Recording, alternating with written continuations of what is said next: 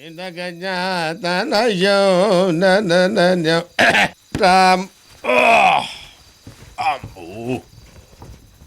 భుక్తాయాసంగా ఉంది.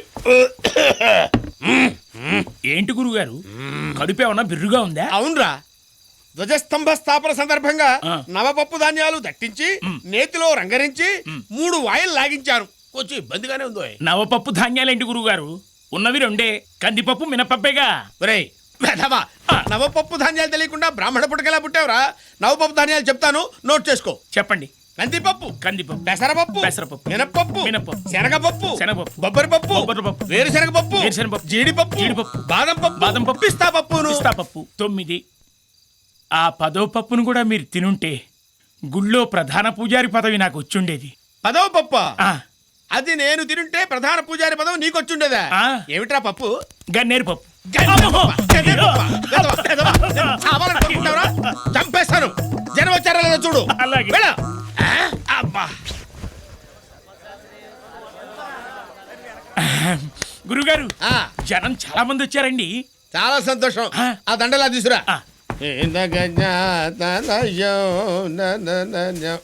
పద. హాక్షి! ఒరే దరిద్రుడా, శుభమంటూ హరికథ చెప్పడానికి వెళ్తుంటే ఆ దరిద్రపు తుమ్ములేమిట్రా? నీ ఇచ్చుడా, ఏం జరుగుతుందో ఏమిటో. పద. ఆ.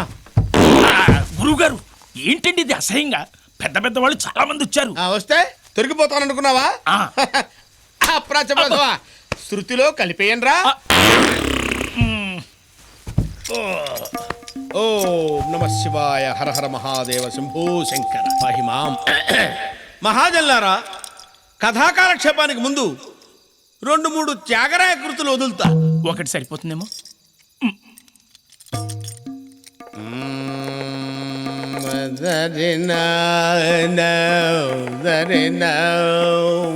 ఆహా,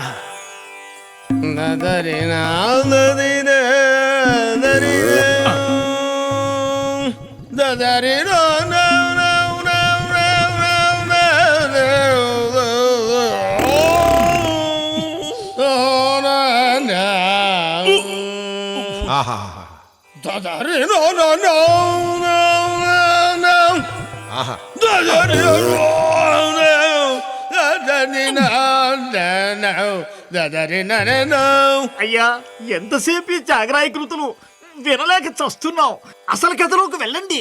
అలాగే వెళుతున్నాను, వెళుతున్నాను.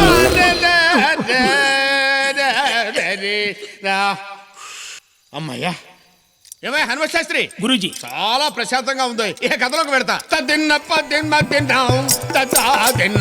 ఈ సంపత్ శాస్త్రికి గుడి సరిపోట్లేదురా బాబు. ఈదులెక్కి మరి స్టేజ్ మీద జనాలు కుమ్మేస్తున్నాడు. మహాజల్లారా, మాన్యుడు అసామాన్యుడైనటువంటి శంకరుని ఆర్డినరీ ఫెలోగా భావించినటువంటి పార్వతీదేవి శంకరుడు దేవుడే కాడని, అతగాడిల్లు వల్లకాడని, అతని చేయి అట్లకాడని, ఒట్టి బిచ్చగాడని, చెప్పుడు మాటలు తప్పుడు కూతలు నమ్మినటువంటిదై ఆ హిమాలయన్ స్కిన్ డాక్టర్ పర్వతరాజపుత్రి పార్వతీదేవి క్రమేణా తాను చేసినటువంటిది కొండంత తప్పని భావించే అలా గురించి అంటే చంపేస్తాను.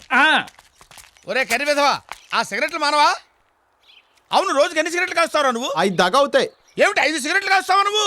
సిగరెట్లు కాదు, పెట్లు. 5 పెట్టెలా?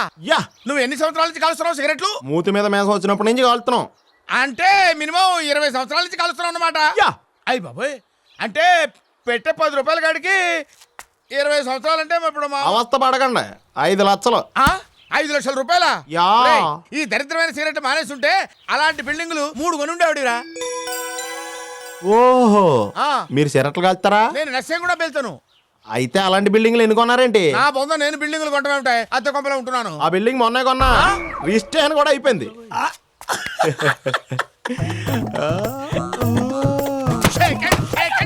ఏమండే, ఈయన ఇక్కడే ఉంటాడు, ఎప్పుడైనా కొట్టుకోవచ్చు. కానీ నేను మా పవన్ రంగం అన్న ఫ్యాక్టరీలో ఉద్యోగానికి వెళ్తాను. మంచి ముహూర్తం చూసి పెట్టండి. వెళ్ళే సిటీకి